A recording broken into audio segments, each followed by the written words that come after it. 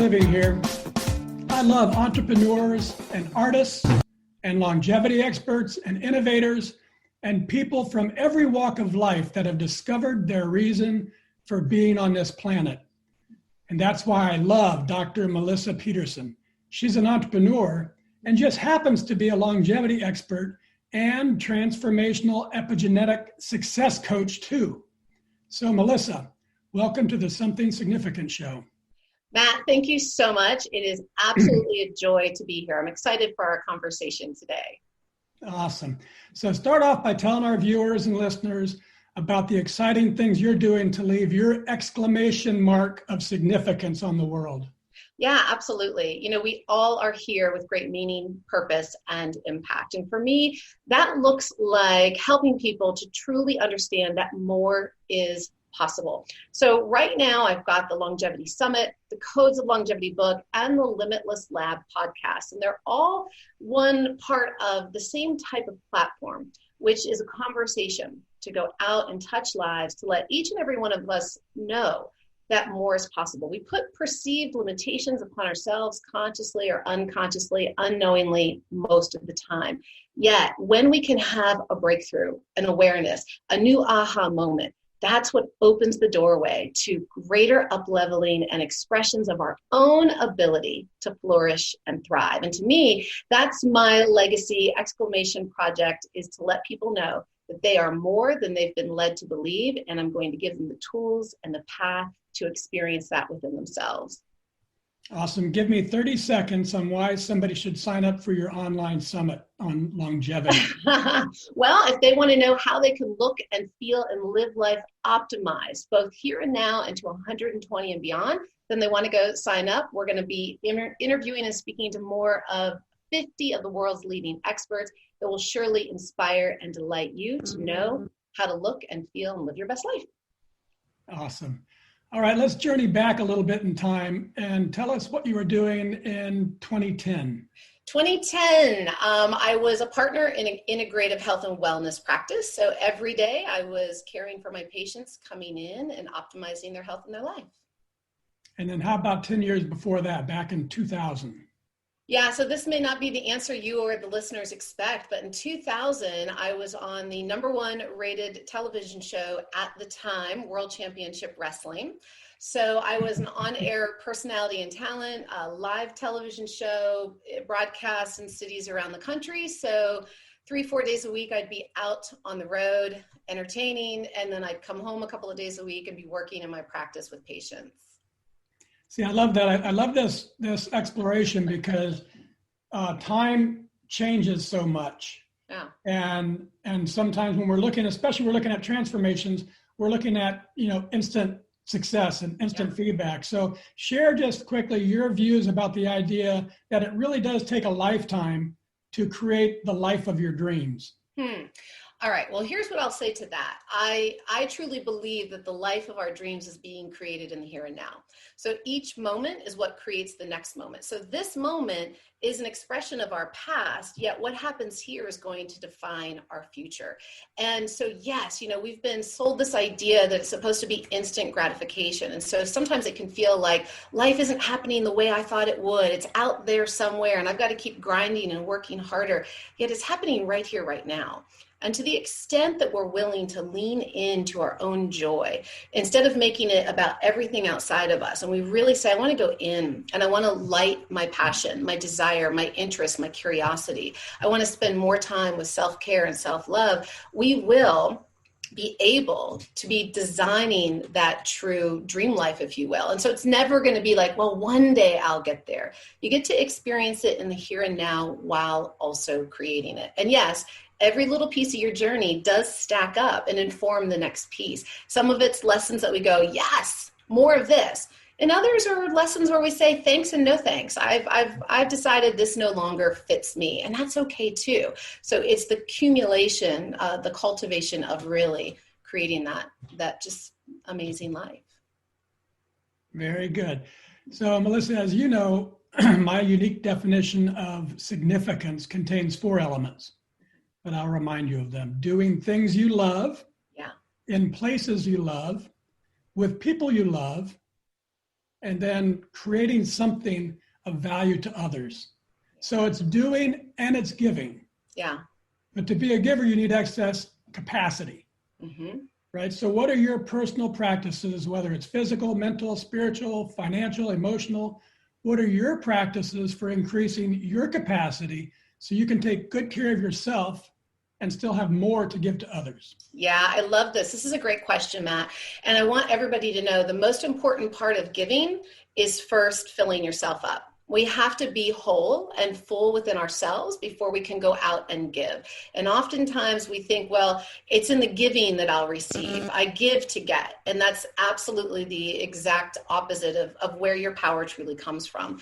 And so my own personal kind of wholeness practice, if you will, of what I do each day to support myself. And I will say that I didn't always get this, right? So I can sit here now with some wisdom and insights, yet for a long time, I was the grinder and the hustler and the go, because I can make a lot of things happen. I'm always been a high performer, high achiever. And that's a lot of the clients that come and work with me. And so that means for too long, I was giving, and burning the candle at both ends at the expense, right, of my own self and well-being, and primarily around with time with my family and the things that I really love, and even the results of the work that I loved. And so step one is about recognizing, am I out of balance, right? So it's got to begin within, and it's okay to actually be selfish. That's being selfless. Life best on self first. And so I think probably the most important practice for me is that I've always done, and I absolutely do, and even my family does. It's kind of the what went well, what is going well game. Super obvious and easy for the brain to want to find what's not, right? That's its natural wiring to see the potential threats. But what that means is it can feel like we're living in a life of lack, which is a total illusion. And so if we just ask ourselves, what's going well? What's gone well? What went well today? What's showing up for me? What's happening for me? What's working out for me right now? That in and of itself shifts our brain to align with the things that are filling us, that feel like never, like the idea of thinking that there's not enough is what leaves us drained, right? So the moment we know that it's here, that actually energizes us. So the what went well game is one, taking time to move every morning. I get up, I go out, I get some natural sunlight, making sure that I'm just taking time to connect with the rhythm and the cycles of the day, listening to my birds, having a good cup of coffee, just being fully in gratitude. Then throughout the day, and I think this is really important, now more than ever, many of us are at computers.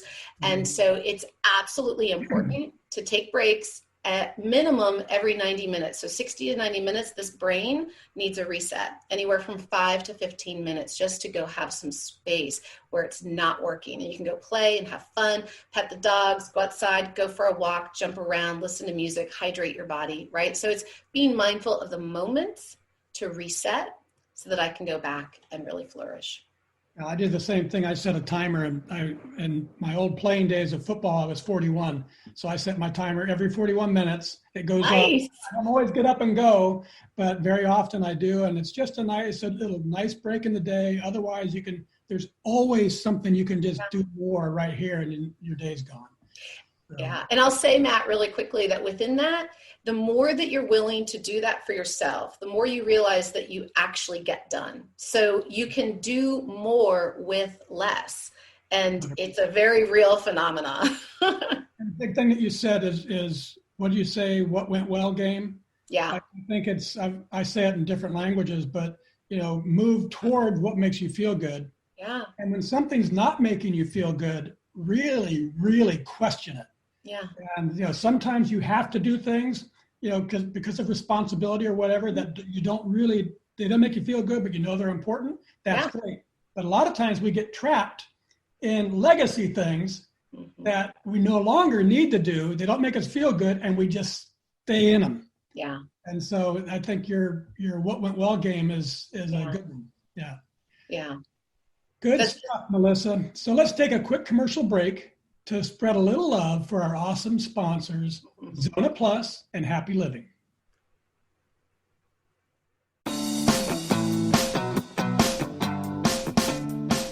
Mr. Happy Living here. I love good things made by good people.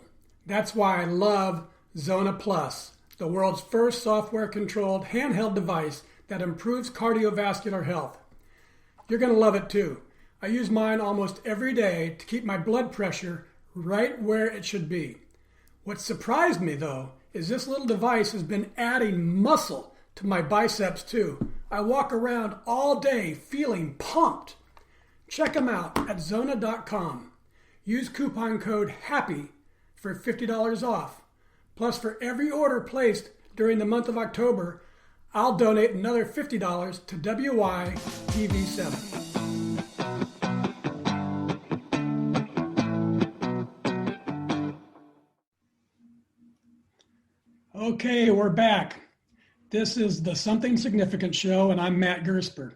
Hey, listeners, do yourself a big health favor. Go buy a Zona Plus right now, right after you've finished listening to this show. I love mine. I use it every day, and I know you're going to love yours too. But now let's get back to my special guest, Dr. Melissa Peterson. So Melissa, in my second book, Turning Inspiration into Action, I explore the idea that big transformations and discovery of purpose often come from devastation. Terrible illness, a sudden death, something horrible happens to shake your life. But I've used a happier way to create transformations in my life with inspiration. Mm-hmm. So my question is, was there a specific moment or situation when either devastation or inspiration revealed to you the purpose you were meant to live? Interesting. And while I believe there's truth to, there's 100% truth to both sides. And, you know, sometimes tragedy, we need to make meaning out of it and turn it into triumph. And I think many people, to a greater or lesser extent, have gone through some form of trauma, tragedy, oppression, in some level, physically, mentally, emotionally, environmentally in their life. And so that can absolutely be one of those ahas. And for sure there were things that happened in my childhood, but I wouldn't say that was my, this has happened and I need to go let the world know about this or make sure this doesn't happen to anybody else. It wasn't that at all. I think for me, I always had an inner knowing that regardless of what I was, the environment I was in, the people I was exposed to, the terribly unhealthy relationships, to me, it was like, there's more than this. I just innately knew that there's more to this. And I was able to pull from within my own resilience and grit. I don't know how, I just was, right? That was just kind of how I was wired. And for me, it was constantly looking for that inspiration. Now, I didn't know. I think this is such an interesting conversation because here's the deal. So many of us think, what's my purpose? People can get really hung up on, I don't know what my purpose is. And the reality is the inspiration for what is my life path? Why am I here doing this work of letting people know their limitless potential and possibility is, I guess, first I realized on my own journey that anytime there was limitation, that I chose not to accept that to define me. I was like, that's somebody else's limitation. That I'm at choice if that becomes my limitation. And this doesn't fit me. I choose not to make this mine. I know that I am more than this. And so I think probably in learning myself, right? Life showing choices to me. And we all get choices every day. I refer to it as kind of the contrast. We get to say yes or no, or no, thank you, or maybe not right now. And so it was through the constant kind of, I know there's more, I know there's more, I know there's more. And probably the one constant, I'm verbally processing because I was thinking about this, but as you've asked, some new things are coming up. So dance was constant throughout my life. I started when I was 2.5 years old and all the way through. And so then here I was, I'm getting my doctorate in chiropractic and natural health. And we actually had a dance team. And I was able to perform a piece, choreograph a piece that got us in the 1996 Olympics. So there I am dancing in front of the president at that time, kind of having these, imagine world stage, does it get any bigger than the opening ceremonies of the Olympics, right? Pretty profound and inspiring. So maybe that was the moment, because I just knew, like, I was getting ready to graduate with my doctorate and kind of go live a normal life, which I was excited about. But I was like, I love dancing, and I love this opportunity. And then what happened is, then I got onto television, right? And what I learned from that, so it wasn't just a direct linear. This was now years and gaps and things happening in between. But I went from the Olympics onto television, and did like a 3.5, 4-year run there. And it wasn't until after the show ended and after I got divorced that all of a sudden I really took the time. And I think life just kind of happens, we react versus being very intentional. And so what I hope people take away from this conversation today is it's never too late to intentionally design the life of your dreams, because it does begin in the here and now. And it was when I sat down, and I wouldn't say it was despair, right? But just all of a sudden the life I had known ended. And so there I was saying, well, now what? Mm-hmm. I can create anything I want. Do I want to keep doing what I was doing? And don't get me wrong, it's not like it was all, unicorns and rainbows. Like, it was still, a loss of a relationship, even if it wasn't the best. Like, as you go through a loss, you mourn, right? And yet it was saying, well, what do I want? Right. What do I want? What's in my heart? Yes, I love dancing, but I don't want to just dance. What is it about dancing, right? And so these are the questions. What is it specifically? What did I love about being on television? It wasn't just I'm on television. What did that give me? It gave me a platform. What I got from that platform, I had people around the world that I didn't even know, right? I had no idea. I'd never directly met them, telling me how I was changing their lives. I was like, that seems so weird. They don't even know me, right? Like, how me showing up and smiling and saying a few things and doing a few things, I'm changing people's lives. I wasn't even intentionally being inspiring, right? I was just showing up and being me. And that was inspiring to me to go, wow, I have an opportunity that I wasn't conscious of, that now I am conscious of. And what if I could intentionally do more in the format where people respond to me on camera, right? On a larger platform, instead of one-to-one, what if I could go one-to-many and really make a massive impact in this world? So I know that was a long answer to a short but very important question. So was it trauma? No, not necessarily. It was a life of questioning and a life of believing more was possible, to then come into a moment and ask, instead of just kind of, well, we'll see, just saying, I'm going to sit in this and I'm going to ask myself the tough questions, and I'm going to honor the answers that come up, even if they don't fit the package of how it's been or somebody else's preconceived idea of how I should be living my life, right? What they think I should be doing.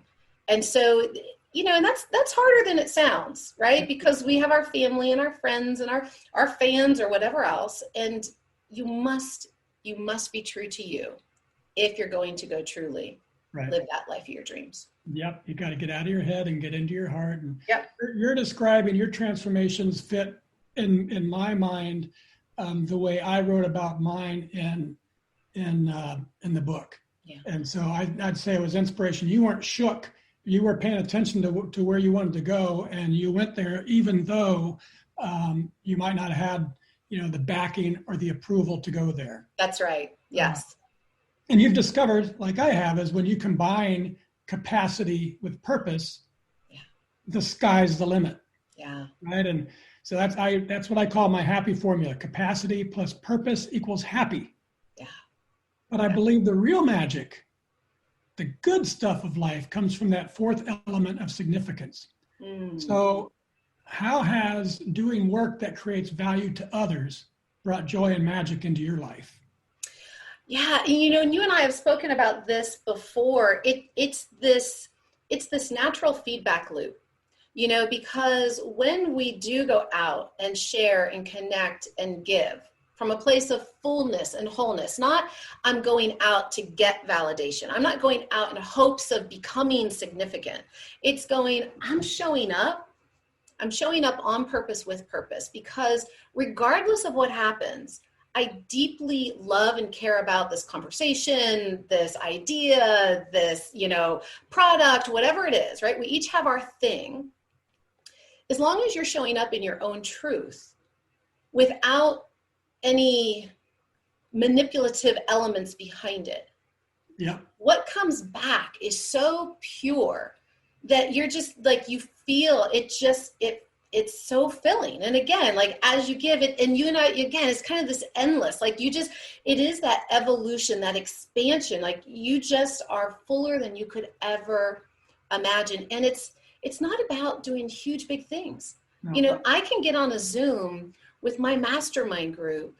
And like, for me, one of the most fulfilling things are really heartfelt, authentic conversations, not the water cooler, like, just he was on TV last night, not the surface stuff. Right. Because I believe that we all deeply, we are driven by the desire to connect. And that significance is in, where do I feel significant? Well, I feel significant when there's a real connection, right? Connection to an idea, connection of myself with another, that we can, doesn't even mean you have to always agree, but we can connect in a really real way. And that is, it just, like I said, it just keeps creating this expansion, this fullness, this wholeness, that to me is the juice and the joy of life. Oh, 100%. 100%. All right. I want to read a few of my very favorite quotes and then ask you to respond by telling us what it means to you. And kind of peppy, no more than 40, 45-second answers. Okay. Ready, set, go. A total acceptance of yourself brings about a total transcendence of yourself. Yeah, absolutely. When you love who you are, again, it's not about what you get in return. And so the transcendence of a give to get, it's this, you move into just this fuller state of connection, of love, of wholeness. And I read that for the first time. I said, why in the world is it hard for us to totally accept ourselves? Yeah. It's insane. But it is a big, big step. I have a whole, do you want the answer on it? Sure. The short answer is the story. It's the story that we've been told. And the important thing is to question, is the story really ours? And it's not. So when we begin to understand our own story and tell ourselves our own story and develop our own story and share it out, that's when true self-acceptance actually begins. Right on. I love this one from Helen Keller. Security is mostly a superstition. It doesn't exist in nature. Yeah, that's really interesting. Nothing is guaranteed in nature, right? What nature is, it's not security, it's cooperation. If you look at the true essence of what nature shows us, everything about nature is a cooperative experience. You're perfect just as you are, and you could use a little improvement. Says the ego. Says the Italian grandmother in your brain or whatever. That's hilarious. Yeah. That's the innate desire for more. Yeah. Mm-hmm. You mentioned this a little bit regarding the journey. It's good to have an end to your journey. No, I'm sorry. It's good to have an end to journey toward, but it is the journey that matters in the end. That's what it is, right? And for me, from the standpoint of longevity, the journey doesn't have to end where we've been told. There's so much more, like Bannister, when he ran that 4-minute mile, it's impossible until it's no longer impossible. And it begins right here. So the journey gets to be whatever you design it to be. It can be crappy. It can be absolutely amazing. And it begins right here and at the power of your own choice. Like I said, to be intentional and design your story that gives you that adventure that you desire and that you deserve. Beautiful. Okay, last one. Whatever you can do or dream you can do, begin it. Boldness has genius, power, and magic in it. Begin it now. Yes. Begin it. Like in marketing, we say go ugly early. It's so many people get stuck in I've seen this so many times, especially from an entrepreneurial mindset. People get so focused on it's got to be perfect and what if, and they try to figure out every little variable and take it from 20 different angles. And that's going to keep us stuck in analysis paralysis. So life is in the moment now. And is the life you're living the life that you love? And it's okay if it is or if it isn't. There's no judgment in that. It's simply feedback. Yet nothing will ever change if we as the individual are not willing to change our approach to it, right? Definition of insanity, keep doing the same thing you're doing over and over, like you're going to get the same result. So yes, just begin. And guess what? If it doesn't turn out the way you want, you get to begin again and again and again. Each moment is a new moment. And so the very essence of how we are designed is you can never fail. You can't. All failure is feedback. It's that contrast. Yes, no, more, less, onward, upward. Yeah. Especially, the journey towards your authentic self. Yeah. Then you really can't fail that. You cannot fail being you. You can only fail not being you. Yeah, you can fail not being you by right, truly not being you. And what I mean is that journey is being willing to accept who you are. Allow yourself to celebrate all the unique aspects that make you, your quirkiness, your silliness, your wisdom, your intellect, your kindness, your strength, your harshness, whatever it is, right? So even if somebody else has labeled that, defined that, and you've got some kind of guilt, blame, or shame around it, so you think you've got to be less than that. And I'll tell you, as a doctor, I see this with many doctors. There's this idea of, as a doctor, you're supposed to be a certain way. Heaven forbid the white coat is off and you're actually a human. Yeah. And so right now we live in a culture of, and it's never going away, now more than ever, we need, want, and crave authenticity. And we're seeking it in others. We're quick to judge another. And if you find yourself judging, then that's an indicator you've got to turn the mirror on you. Because what we bump against in emotionally, what we want to, kind of point a finger at towards another is the lesson, the opportunity that life is inviting us into understanding more about ourselves. And so maybe we're seeing something in another that we haven't quite admitted, like, ooh, I do that. And maybe we don't like it, right? But we don't want to admit that we do that same thing, and that's okay. It's just a starting point. And that's the joy of authenticity. Authenticity means you get to be real with you. And if you don't like something, then love it and set it free, and then upgrade it with more of who you desire to be, how you desire to be. You are the author of you. Oh, what a beautiful way to bring the show to a close. Thank you, Melissa. Hey, if you can hear my voice and you were inspired by today's show, and how couldn't you have been, please donate what you can to WITV7 so we can keep reaching ordinary people ready to create extraordinary lives. Or you can buy a Zona Plus for your cardiovascular health, and I'll do the donating. Thank you, Melissa. You are a joy and an inspiration too. I love how you've combined your medical expertise of epigenetics with your entrepreneurial flair to create a business that helps clients achieve their highest outcomes of success. A big congrats on carving out a super niche. Thank you. Thank you so much. I love it. Thank you, WITV7, for hosting and promoting our show. A special thank you to our sponsors for the entire month of October, Zona Plus and Happy Living. Remember, the more you buy, the more I'll donate. So tell your friends to buy a Zona Plus too. It's good for them.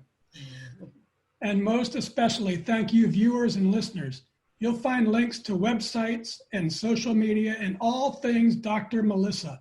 Find her, friend her, buy her books, join her longevity summit. I'm going to be on it. Yeah. It just may add years of healthy and happy living to your life. From me to you, dear friends, I love you and I want you to be happy. We do what we do here on the Something Significant show to inspire you to make the most out of your life, to believe as I do that a better self is always possible today and every day for the rest of our lives. Be bold. If you're dreaming about it, it's time to begin it.